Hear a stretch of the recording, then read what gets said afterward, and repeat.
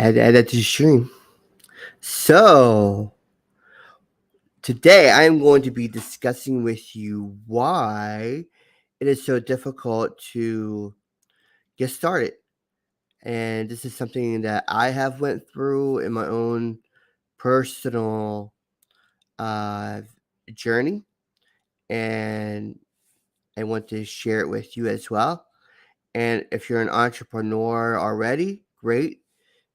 If you are just getting started as a business owner, whether you're a network marketer or an affiliate marketer, it's pretty much all the same. It's just a different um, business model.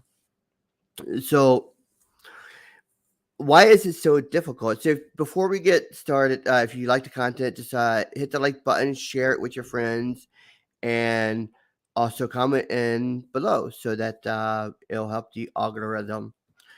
Okay, so getting started. It's one of the most difficult things that we all go through.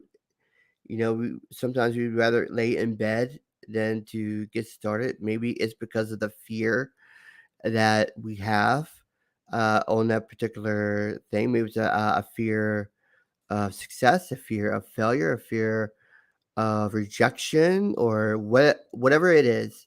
These things tend to keep us from getting started. So, what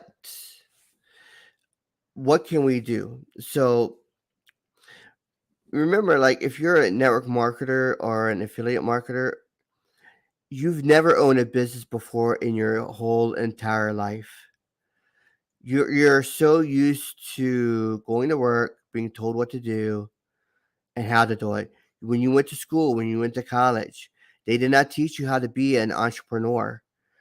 Everything that you learned was learned by either your childhood from your family or while you're in college, high school, whatever. And none of that ever taught you how to be an entrepreneur. So naturally, when you start your own business, it's very, very difficult to really make something happen. It's difficult to get started. And this is the struggle that a lot of network marketers or affiliate marketers have because it's something that they are not used to. And it takes muscle. It takes a little bit of training your mind to get used to the idea of going out and prospecting, advertising, building a business where, if you're not producing, you're not getting paid. Whereas if you're at work, if you had a job, you're getting paid. And, regardless if there's production or not. So it's much more difficult to be in business because of that, especially if you come from a job type background. So my previous my previous job, my uh, degree is actually registered nurse. I actually have a master's degree as a registered nurse in nursing informatics.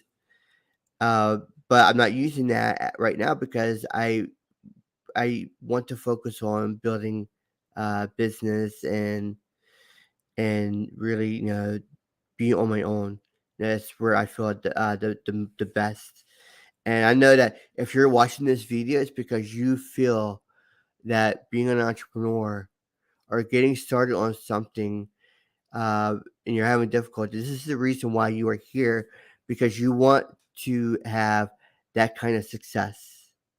So, I've been reading a book called Compound Effect, and in this book, it talks about uh, building your habit, building that muscle, that consistency muscle.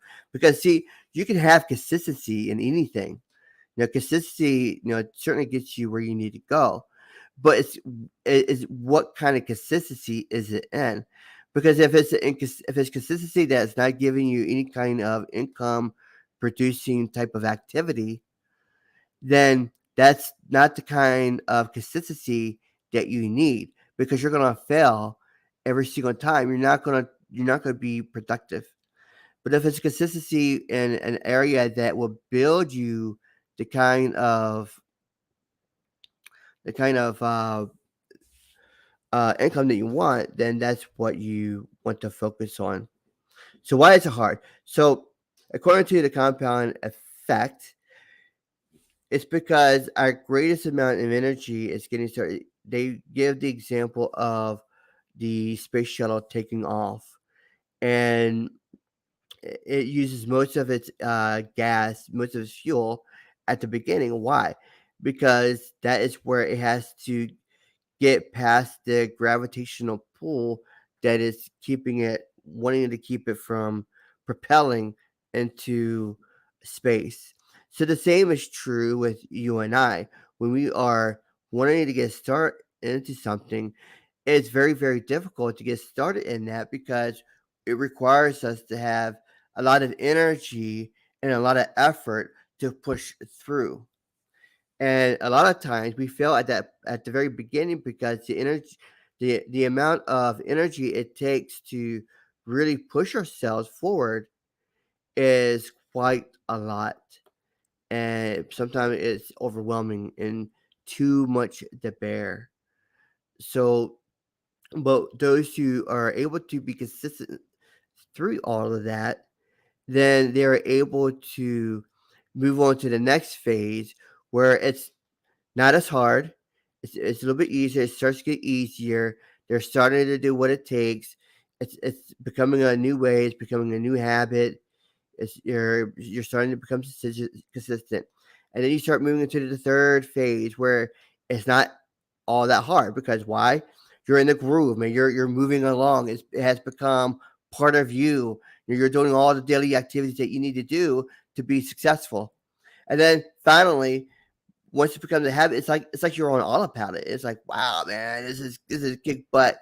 I'm on autopilot now, and that is where you want to get if you are just starting a business, whether you're an entrepreneur looking for something to really shine at. So, so developing the habit of success can be difficult at the start, and once you get past the start, it becomes easier and more routine. So, how are you going to do that? How are you going to develop that muscle? Well, it takes practice. You need to write down your goals. You need to write down what your weekly activity is going to be. You might want to, instead of focusing on a whole year, okay, by this time next year I'm going to do this, which is good, which is okay, but focus on short term achievements. Now, like a week, maybe 2 weeks. Maybe you want to focus on a quarter, and then you break that quarter down into weekly and daily activities.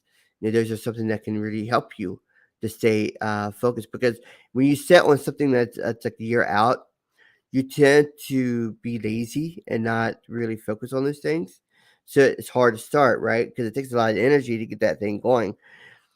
So then by the time it hits to the end of the year, you're scrambling to make something happen, and then the chances of achieving that particular goal become much less than it was before. So I would encourage you to, you know, find out the reasons why you're having difficulty. Take a deep dive within yourself. Maybe it's a personal issue. Maybe it's something from the past that needs to be fixed.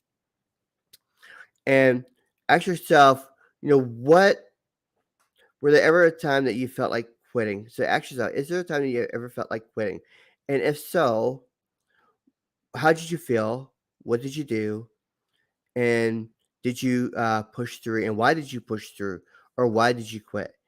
And is it because there was a fear, or was it because that you knew that if you were to continue on, that you would win and you would break through? So ask yourself these questions, and then if you feel comfortable, go ahead and comment in the comment section below. So if you like the content below, hit the like button, hit the share button, and comment as well. And I am so grateful that you're here. Thank you so much.